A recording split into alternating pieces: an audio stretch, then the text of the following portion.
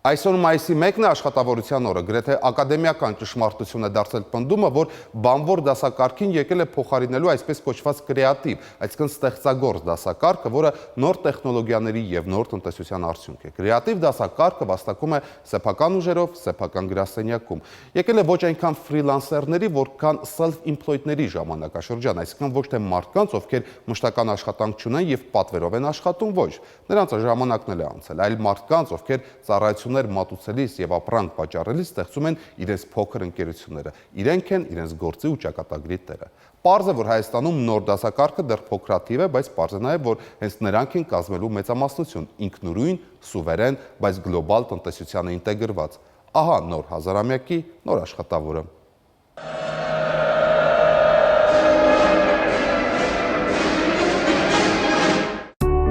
Այստեղ ուղևորներին ենք, վարորդներին ենք ասում, ինչ պետքա լինի ուղևորներին, ոնց պետքա աշխատի։ Դավիթը 3 տարի Չինաստանում սովորելուց հետո վերադարձել է Երևան տեղավորվել աշխատանքի որպես ծրագրավորող։ Հիմա էլ հիմնել է սեփական գործը։ Բոլոր այն մարդիկ, որոնք սեփական մեքենայով մարզերից գալիս են Երևան կամ վերադառնում, կարող են իրենց հետ ուղևորներ վերցնել ու գումար աշխատել։ Դավիթի թիմի ստեղծած կայքի միջոցով։ Իմ գիտելիքները ծրագրավորման հետ կապված ունեցած կիրառեմ իմ ուզած ոլորտում։ Այսինքն ինչ-որ բան ես անեմ, որ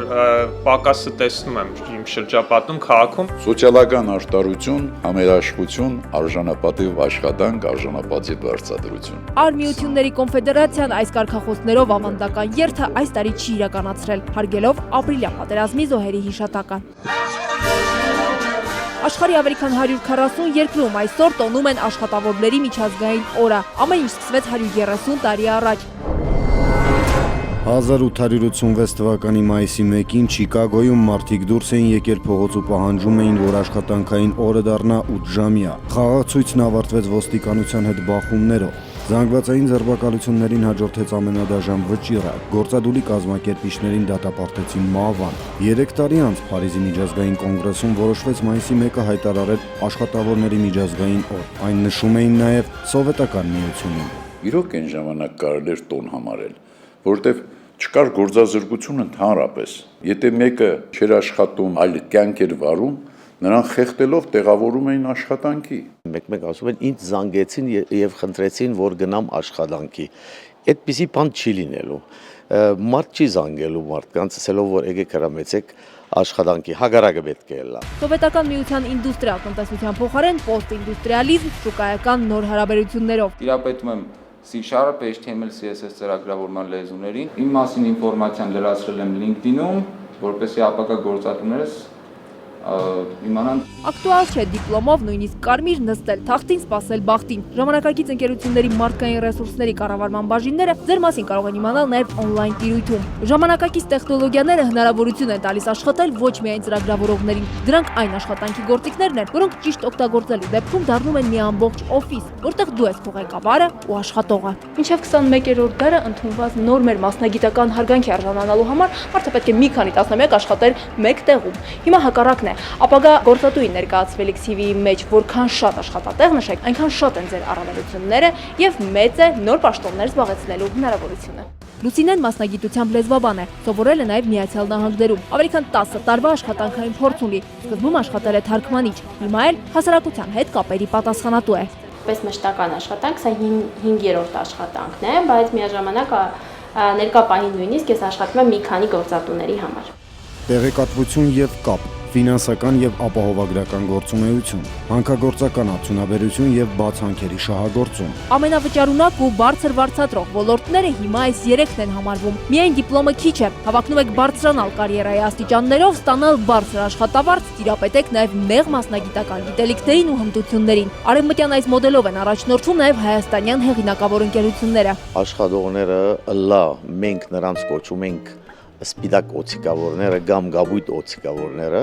սպիտակները, այսինքն օֆիսային գործ ունեն, իսկ գաբույտները այդ բանվոր եւ այլն։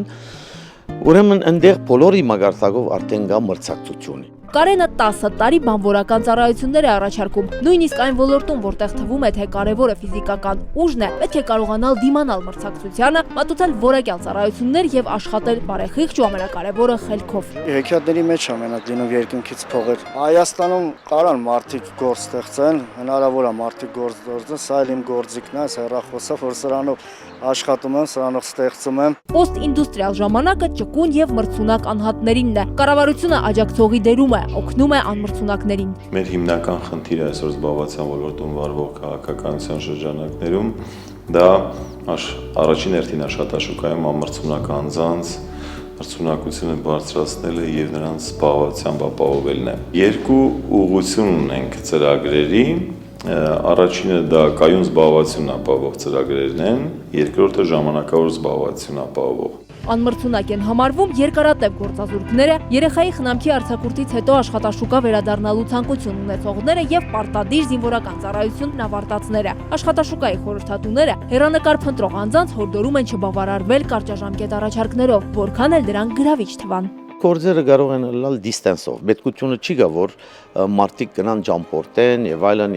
բայց այդ անելու համար նախ պետք է գիտելիք, մարդիկ պետք է ունենան այդ համապատասխան գիտելիքները, վկայականները եւ այլն, եւ պետք է ինֆորմացիա, պետք է հետևին։ Անշուշտ էս շատ կարեւոր է նաեւ լեզուներու դիրաբեդելը։ Բոլոր նրանց, ովքեր աշխատում են, ամեն տարի մայիսի 1-ի կապակցությամբ հատուկ միջոցառմամբ շնորհավորում է Grand Holding-ը տոնական համերգ աշխատավորների համար։ Ավանդույթը պահպանելով աշխատավորների օրը շնորհավորեց երկրի նախագահը Սերժ Սարգսյանը ներկա էր Grand Holding-ի կազմակերպած միջոցառմանը։ Լիլիթ Ասլանյան, Ալբերտ Գալստյան, Նարեկ Գալստյան, Բանաձև։